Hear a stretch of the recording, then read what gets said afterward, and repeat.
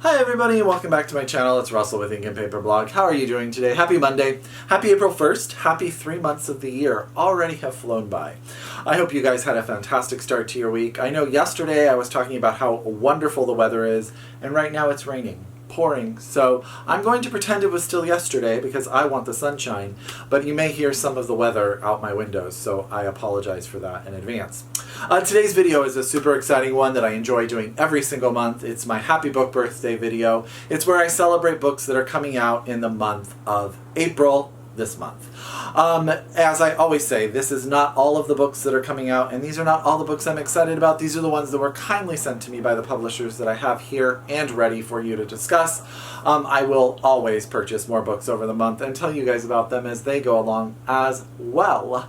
But these are the ones that I definitely want to get on your radar. So as I always say, get out your pen, get out your paper, get out your Goodreads, get out however you keep track of your TBR. Order these books, pre-order them from your independent bookstores, get your library to order them for you so that you can have them in your hands as soon as possible.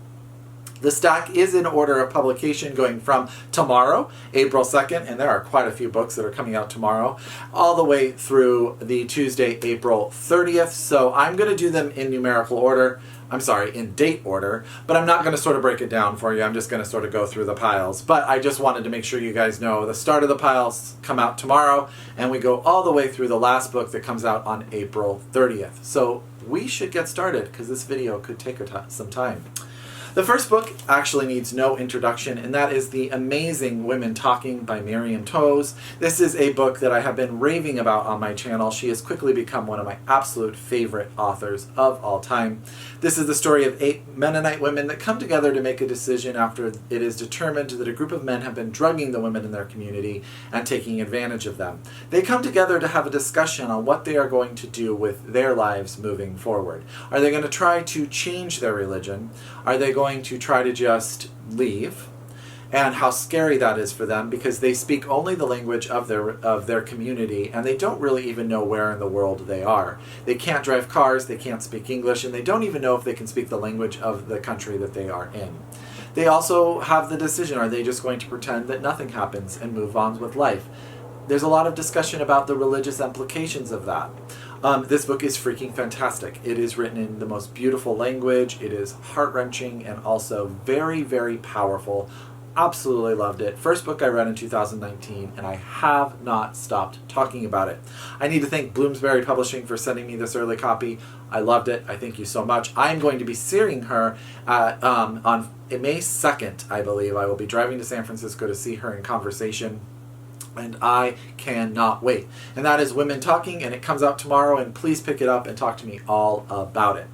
The next book that is in this pile is The Princess and the Fangirl. This is a Geekerella fairy tale sent to me by Quirk Books, written by Ashley Poston.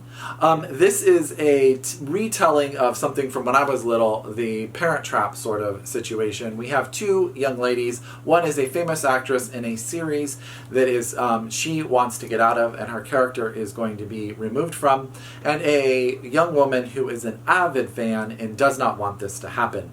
Their roles wind up switching, and then it is determined that someone is trying to leak the sequel's script online, and they go on an adventure to determine who that is. This is a fun sort of YA read for those of us who just like to go on an adventure, get some good character development, and also really, really enjoy just fun stories. That's what I would say. Quirk Books doesn't put out anything that doesn't slightly bring a smile to your face.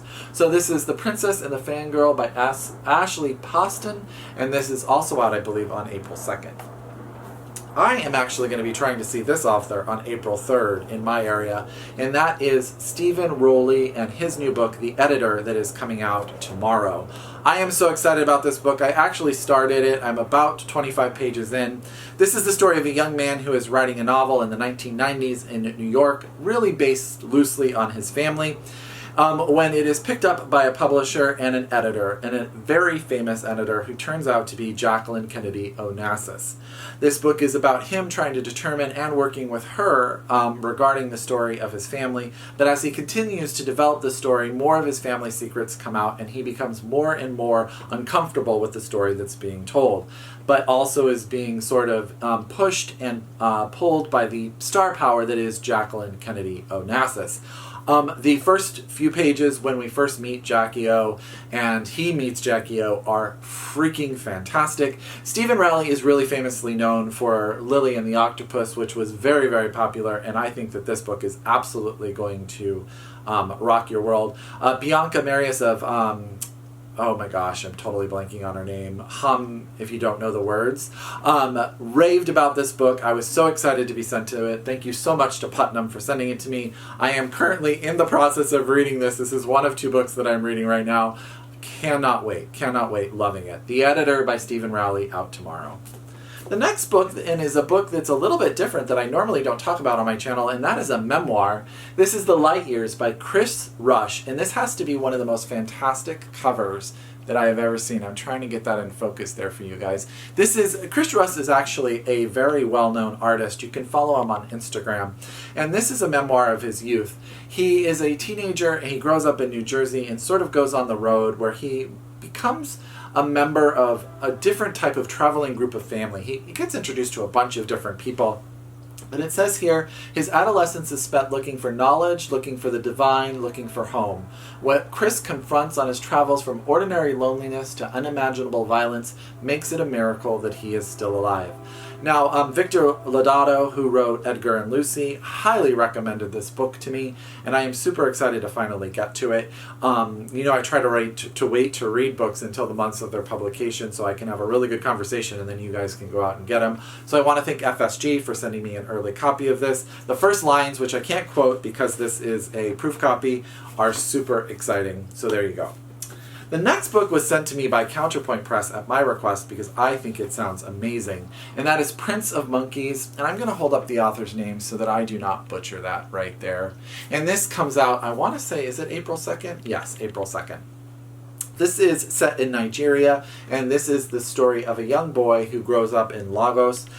He is involved in something that causes his mother to send him away to live with his uncle in a rural, different part of town where he different community, where he loses his friend group. And while there, he becomes very involved in a criminal element and also a political element. And he's about to start really just developing into the power structure, elite political class is what it says on the back, when sort of his 2 worlds come together, his old friend group and also this world that he's currently living, and sort of he's in a conundrum, and sort of the goodness in him comes into question, and he has to decide now what is he going to do now that sort of his past life has caught up with him a little bit. This is Prince of Monkeys and I'm going to hold that up there again. I do not want to butcher this poor gentleman's name. This is out by Counterpoint Press. Thank you so much for sending it to me. I am super excited about it. I'm trying to go through fast, so I apologize if I'm talking pretty quickly because this stack is pretty big. The next book that I want to tell you about is by Sarah Blake, and it's the novel Neama. This is the biblical story of the flood told from the perspective of Neama, who is Noah's wife, and I think it is freaking brilliant. I have actually read this. This will be in my next Read and Reviewed. This is the story really told from the perspective of a person who is not completely bought into what is being asked of her, but loves her husband. And what Sarah Blake does amazingly well is create her as an entire character. Neama becomes a person, and she fights sort of the ideas that you have to have thought about. If you think about the story of the flood, she has a person who is a lover, who is someone that she is very, very close to, that she has to leave and knows that she is going to die. And what that means. Neama becomes sort of very 360. She has a lot of intricate discussions with herself regarding faith, regarding relationships. There's also a lot of sort of that biblical fable in here. There's the conversation. She creates a relationship with an angel that she meets under the waters of the flood when she goes swimming off of the ark. And she allows herself, what Sarah Blake does, is she allows Neama to have conversations about the world and faith and who she is. And she struggles. She really does. It's her and Noah, a man she truly loves but doesn't always agree with, and also her sons and her daughters-in-law and all of the animals. There are fantastic sort of allegorical elements regarding the animals, her ability to see them and not see them at times, but also her role in their keeping them alive for the world that is going to come. I already know that I want Sarah Blake to write a second novel regarding the wife of Abraham in the Abraham and Isaac story, just because she makes a play in this book. I could talk about this book for a while. I don't want to. I'm going to do it in a Read review, but this book is coming out this month. I absolutely thought it was fantastic. And I will give you more in the Read and review, but please put it on your radar. Neama by Sarah Blake. Next is a book where the author reached out to me and asked me if I wanted a copy, and it happened to be from Europa Editions, which I absolutely adore, and that is If I Had Two Lives by Abbigail and Rosewood, out from Europa Editions. Isn't this cover absolutely gorgeous? This is the story of a young Vietnamese woman who comes to America from Vietnam. Now, she has one life in Vietnam where she creates a friendship with a soldier and also a young woman. Then she comes to America. And the way it's described is she comes to New York and she follows this man who she thinks is the stranger from her youth. And a tragedy occurs that requires her return to Vietnam. I am allowing myself just those snippets because this is a debut novel. I really want to go into it as blind as possible. But I do not read a lot of literature that comes out of Vietnam, and that is on me. And I think this book sounds absolutely fantastic. So that's If I Had Two Lives by Abbigail and Rosewood, out from Europa Editions. Gosh, you know how much I absolutely love them. The next book I've talked about before, but I will remind you, is coming out, and I cannot wait. I keep saying I cannot wait to read these. I have been trying to plug along through. As you guys see, there are a lot of books here. I read as fast as I possibly can. And this is The Lost History of Dreams by Kris Waldherr. This comes out on, I want to say, the 9th of April. So we're in the second week of April here. This is the story of a Byronesque poet named Hugh de Bon who is found dead. And it comes down to one of his cousins who is a famous artist in his own right to bury him. But he wants to be buried in a, what do they call it here? A chapel that is really being held under lock and key by the poet's wife's niece, I want to say. And she has the key. And what she requires in order for the burial to take place is for this cousin of the deceased to really investigate and tell the story of her aunt and her relationship with this poet. And they're going to do it over 5 days. And really the poet's most famous book is the book The Lost History of Dreams, and all of that becomes intertwined. I have a feeling that this is going to be very gothic in nature, and also I love books about books where sort of poets and writers are sort of the focus. Yeah, I'm really excited about this. So that's The Lost History of Dreams by Kris Waldherr. I need to thank Touchstone for sending me this copy. I am very interested in to see how this one is going to turn out. The next book that was sent to me by Liverlight is Phantoms by Christian Kiefer. Christian Kiefer has written a novel which really is the story of two families and two wars, the World War II and the Vietnam War. We have two soldiers who have returned home and we get their story, one from the Vietnam War and one during World War II who returns home when his family has been they are Japanese and they are put in an internment camp. He returns home to where his family is supposed to be and they are not there any longer. This novel is sort of sold as an intertwining of two tales of two families dealing with similar issues in two different time periods. One of those things where things can change, but do they really change? I have read the first part of this, and I think it is really, really going to blow my mind.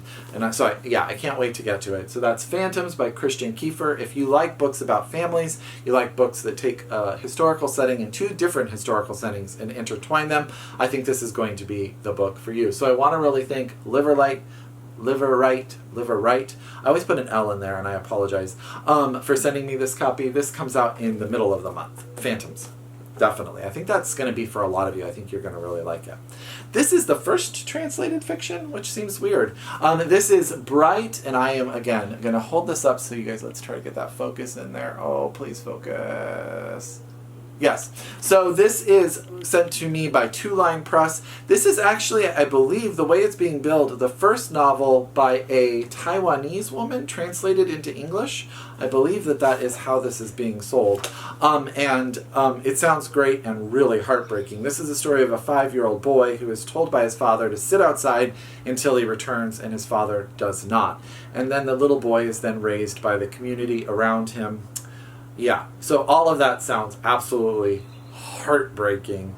I'm very interested to see how this Ferris wheel on the cover of this book becomes part of it. But I love to champion books that are from cultures that I have not read a lot about. I said I haven't read a lot out of Vietnam. I really haven't read a lot out of Thailand. And so this is Bright by Duanwad Pimwana, translated by Mui Pupasakul, and I've said all of that wrong. I'm going to try to hold this up so you guys, please focus. There you go. Sorry, I have a new camera that I'm working with, and I sort of have a hard time right now getting it to focus when I want to come up close. But I think this sounds really great. I was actually flipping through it a little bit today and was like, why haven't you read it already, Russell? Come on. I really need to just quit my day job and read full time. So many amazing books. The next book is a YA fantasy, and that is Descendant of the Crane by Joan. This is the story of a young girl who has princess who wants nothing to do with a monarchy, but unfortunately her father is killed and she is forced into the leadership. What she winds up doing is she winds up involving a soothsayer, which is actually against the laws of her own country, in order to determine who killed her father. And she is willing to do this because she wants to know what happened. And she goes on an adventure to determine who was the person that killed her father. And she also meets another young boy, I want to say, who is an investigator, but he also has a criminal past of his own. I really love, actually, all the ideas. I've really been fascinated with YA Asian-influenced fiction, fantasy fiction lately, with reading Girls of Paper and Fire, which I absolutely love, and The Poppy War, which I thought was absolutely brilliant. So, this just falls right into that category for me, one of my sweet spots in YA fiction, and that is Descendant of the Crane by Joan. And I want to thank Albert Whiteman and Company for sending me this copy. I actually had requested this copy ages ago, and when it appeared in the mail, I was like, oh, what is this? And then I was like, oh my gosh, I'm so excited that it came, so thank you so much for sending it to me. The next book actually needs no discussion because it has been discussed a ton, but it is finally coming out in America, and it is probably, I'm saying this with a caveat, my favorite book of all time. And that is Normal People by Sally Rooney. This comes out in the US this month in April by Hogarth. And they sent me this copy, and when I read it, I devoured Normal People. I think it is one of the most brilliant books that I have ever read. This is the story of two young people who create a relationship that has its own sort of socioeconomic dynamics. They both go off to college together, where the socioeconomic divide changes in regards to popularity and who is really the one who is getting the voice. And then they sort of develop their relationship over time.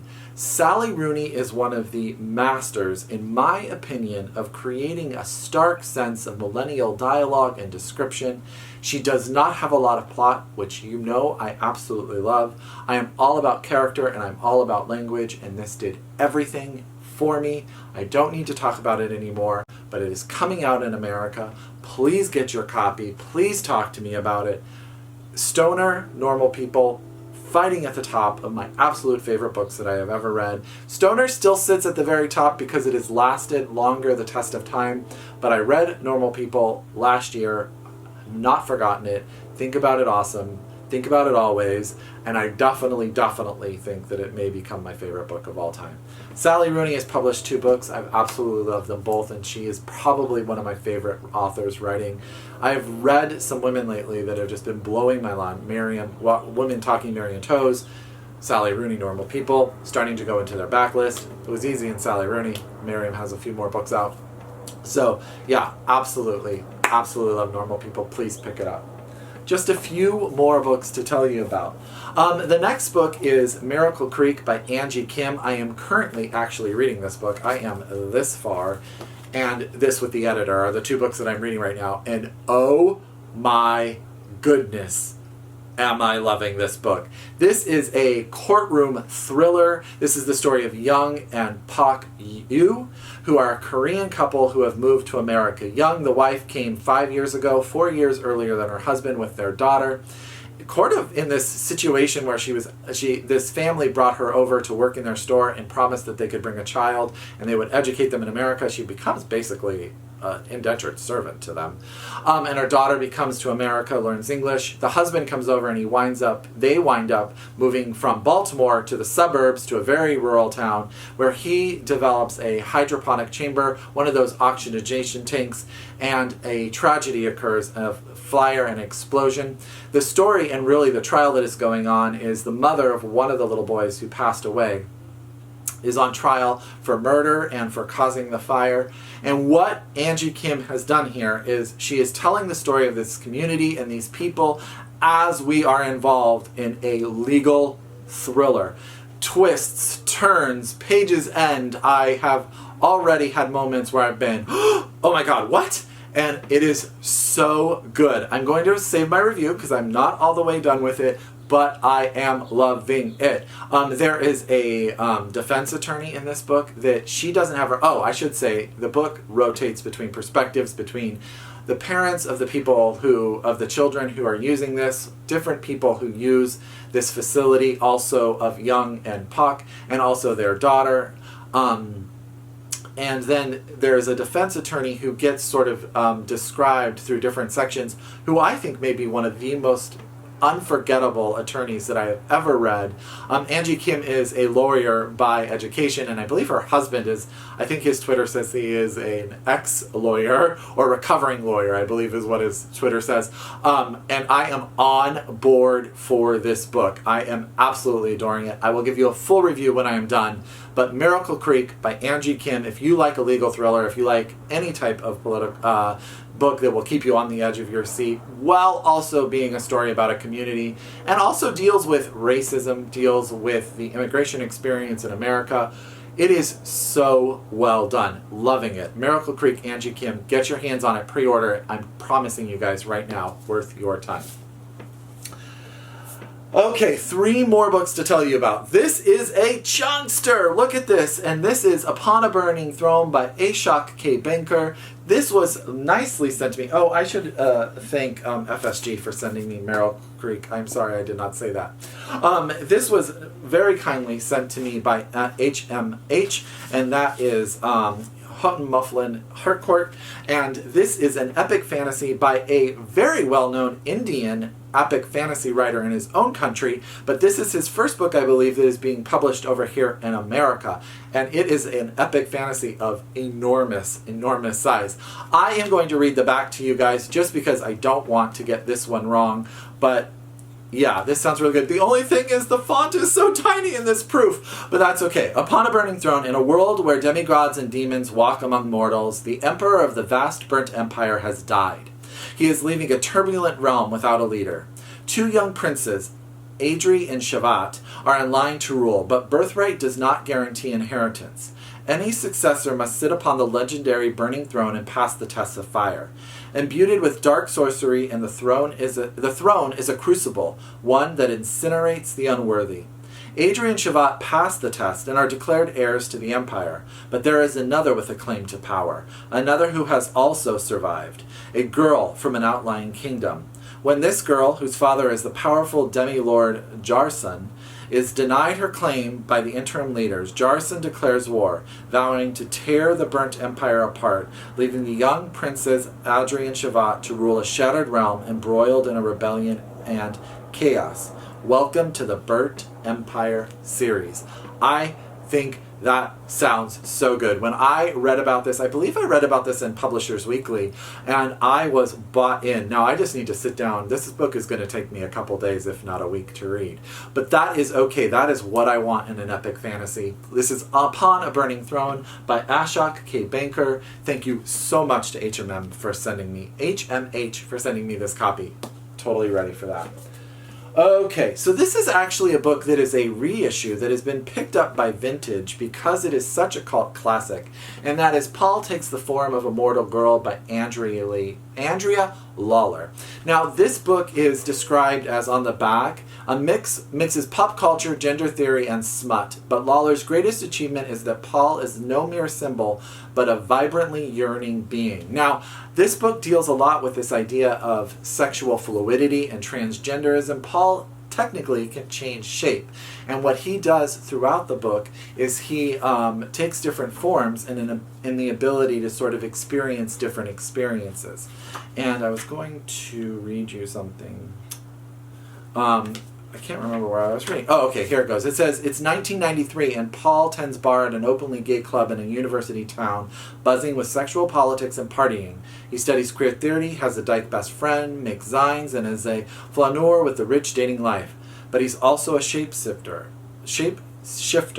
Paul transforms his body and his gender at will as he crosses the country, a journey of adventure through deep queer archives and struggles and pleasure. So, Ollie, if you watch this video, I believe Paul Takes the Form of a Mortal Girl is right up your alley. If you're into queer theory, if you're into queer expressionism, I have heard nothing but fantastic things about this book. I started the first few pages. I feel like I should be able to read you guys this because this book has been published and is really being republished because of its popularity. It says, like a shark, Paul has to keep moving. He slept only when necessary. He had business with the world, codes to crack, so many questions. But that is Paul Takes the Form of a Mortal Girl by Andrea Lawlor. I am so excited for this, so I really want to thank Vintage and my friend Anne from Random House for sending me a copy of this. I am so excited about this book. Last but not least is probably another book that doesn't need any description, and that is the amazing Ali Smith's new novel in her series, and this book has a weird glare, and that's Spring. Sorry, it has a weird glare. I do not know anything about this other than I loved Autumn and I loved Winter, and everything about Ali Smith's series has been absolutely fantastic. When this came in a few days ago, I absolutely just started reading it, and I was enthralled. So I really want us to thank Pantheon. This book comes out on April 30th. God, I'm sorry, I cannot get the glare on that right. And I am super, super excited. So that is a huge stack of books. This book video is almost 30 minutes, so I completely apologize. But all of these books are so amazing. I hope that all of them will wind up on your TBR. As I always say, if you are new to my channel, thank you so much. I hope that you come back and watch another video. If you are a return subscriber, I could not do this without you guys. So as always, until next time, I wish you happy reading, and I'll talk to you soon. Bye!